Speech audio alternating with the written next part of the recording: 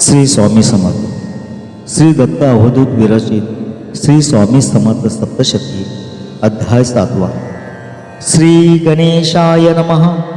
ओम दत्त परब्रह्माय स्वाहा. संतती संपत्ती आरोग्य विद्या ज्ञान वैराग्य आत्मज्ञान आणि योग सर्व मिळे भक्तांना. अंधाशी नेत्र मिळत दरिद्री होय श्रीमंत. व्याधी निवारण होत समर्थ कृपे करोनिया. असो प्रज्ञापुरात स्वामी समर्थ होते राहत. नित्य लीला करीत उद्धाराया भक्तांसी. नास्तिका आस्तिक करीत अभक्ता मार्गा लावित. दुष्टा सज्जन बनवित ऐसा महिमा तयांचा. गर्विष्ठांसी तळाके देत आणि मार्गावरी आणीत. अहंकार दौडून देवत्व दिले कित्येक भक्तांना. एक साधू किमयागार नित्य सुवर्ण करी तयार. दर्शना लोक थोर थोर नित्य जाती तयाच्या. आळतेने बोले नित्य म्हणे मी रसायन सिद्ध. जो तांब्याचे सुवर्ण करीत खरा सिद्ध म्हणा त्यासी. जो किमया करू शकत त्यासीच म्हणावे खरा नाथ. इतर भोंदू असत म्हणून लोका सांगत असे. मच्छिंद्र आणि गोरक्ष जालंधर आणि दत्त सारे किमया करीत म्हणून मोठे होते ते. मीच एक सांप्रत सोने निर्माण करीत. नाथान तर सिद्ध एकची पहा मी असे. ऐसे लोका सांगत चिमलीतून सोने काढीत. लोक जय जयकार करीत होते पहा तयाच्या. पक्वान्नांच्या पंक्ती उठत अनेक त्या ते मानित. म्हणून गर्व होत सिद्ध स्वतःसी म्हणत असे. घोडा गाडी वैभव संपत्ती विपुल वैभव सुखोपभोग सर्व जवळ असती तयाच्या. म्हणून माजत म्हणे मीच एक सिद्ध. मजविन या जगात सिद्ध कोणी असेना. रात्रीच्या अंधारात गर्वाने तारे चमकत. सूर्योदय जवळ होत पळून या जाती ते. सिंह न दिसे जोवरी जबुक गर्जती अपारी. पाहता सिंहा ते सत्वरी पळून या जाती ते. कोणी न भेटे सव्वा शेर म्हणून गरजे किमयागार. परी स्वामी ईश्वर सारे काही जाणत असे. किमयागार नाशिकात होता पहा तेव्हा राहत. लोकांसमोर वल्गना करीत मोठा सिद्ध म्हणून या. नाशिकात बाबा घोलप होते कपालेश्वर मंदिरात. वामन बुवा ब्रह्मनिष्ठा येथे दर्शना तयाच्या. बाबा घोलप वामन ब्रह्मनिष्ठा उभयता असती बोलत. विषय किमयागाराचा निगत कैसा गर्विष्ठ तो असे. जावे पहावे तयास ऐसे वाटे मनास. म्हणून निघाले दर्शनास त्याच वेळी ते धवा. बाबा आणि वामन कैसेसे काही भक्तजन जावोने घेती दर्शन किमयागार साधूचे. साधू म्हणे तया लागून आम्ही तयार करीतो सोने. आम्हा सम बलवान नाही पहा कोणीही. मच्छिंद्र गोरक्ष आणि दत्त हेही होते किमया करीत.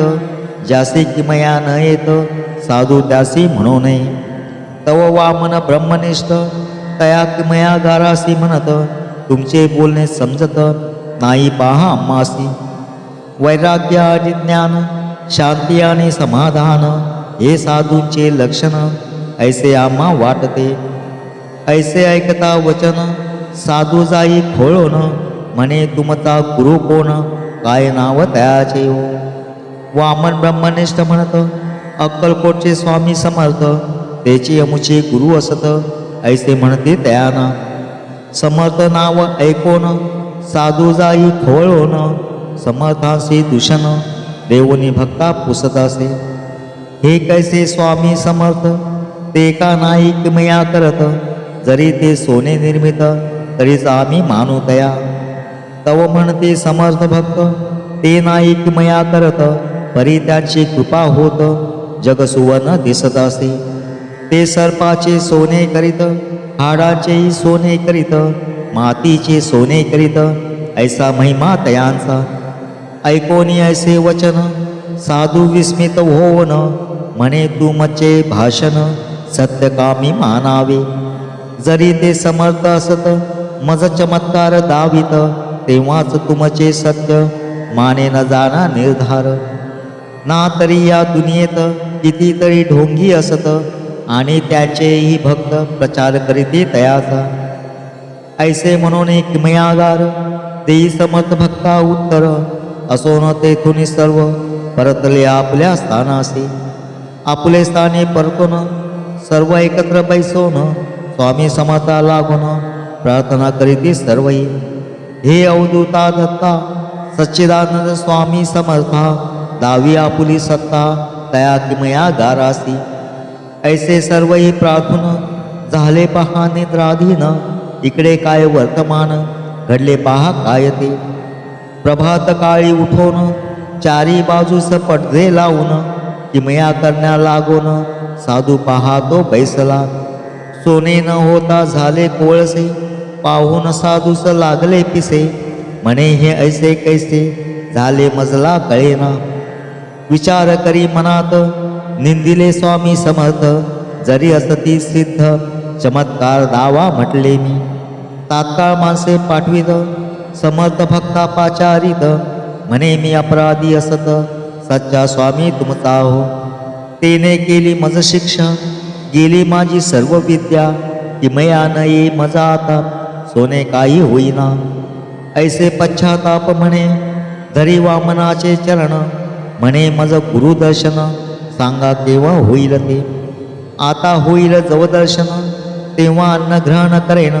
ऐसे म्हणून प्रयाण अक्कलकोटासी तो करे. प्रज्ञापुरी येऊन घेई स्वामी दर्शन.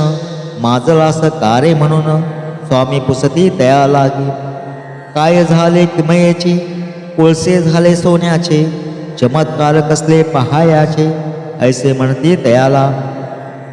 क्या देखता है इधर देख रे देख उधर. ऐसे ऐकून उद्धार साधू पाहो लागला. कडुनिंबाच्या वृक्षातून पाणी वाये सुवर्ण वर्ण. तैसेचे वृक्ष संपूर्ण सुवर्णाचा दिसत असे. पाणी पडे जमिनीवर ती भूमी होई सुवर्ण. साधू होई कंपायमान पाहुणी लीला स्वामींची. ऐसे होता अकस्मात समाधी त्यासी लागत. समाधी माझी पाहत हिरण्यगर्भ श्री स्वामी. संपूर्ण विश्व हिरण्यमय स्वामी समर्थ हिरण्यमय. हे विश्व सर्व चिन्मय ऐसे ज्ञान होत असे. 4 तासानंतर पुन्हा येई भानावर. करी साष्टांग नमस्कार समर्थांसी ते धवा. म्हणे मी अज्ञान पडलो मायेगतोन.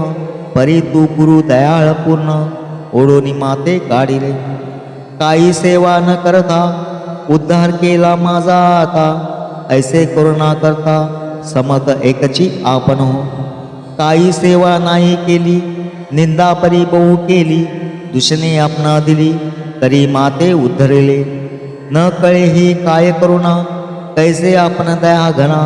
ऐसे म्हणून चरणा घट्ट साधू धरीत असे. दत्त गुरु स्वामी समर्था पूर्ण परब्रह्मा उद्धूता.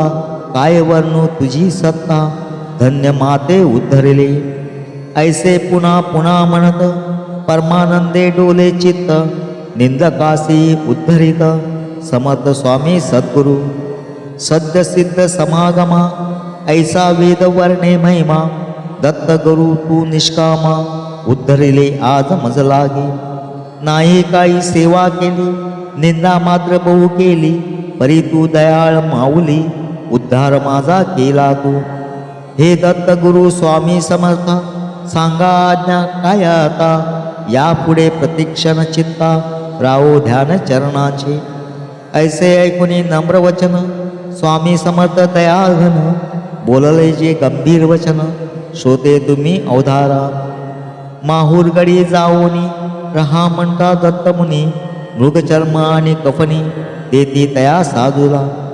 साधू महाऊर गडा जात तेथे दर्शन देती समर्थ. साधूचा उद्धार होत स्वामी कृपे करोनिया. निंदकाई करीती सिद्ध ऐसे कधी न ऐकली मात. परी स्वामी समर्थ अगाधलीला त्यांची हो. जो त्यांसी शरण गेला त्यासे सिद्ध पदी बैसविला. ऐसा महिमा आगळा श्री स्वामी समर्थांचा हो. निंदकासी उद्धरित सद्भक्त ज्ञान देत मुढा विद्वान करीत समर्थ स्वामी सद्गुरु ऐसा स्वामी समर्थ भक्ता जना उद्धरित ते सर्वजन भाग्यवंत पाहिले ज्यानी डोळ्याने इति अध्याय 7वा समाप्त. अक्कलकोट निवासी श्री स्वामी समर्थ महाराज की जय. शेगाव निवासी श्री गजानन महाराज की जय. शिर्डी निवासी श्री साईनाथ महाराज की जय. अवधूत चिंतन श्री गुरुदेव दत्त श्री गुरुदेव दत्त श्री गुरुदेव दत्त.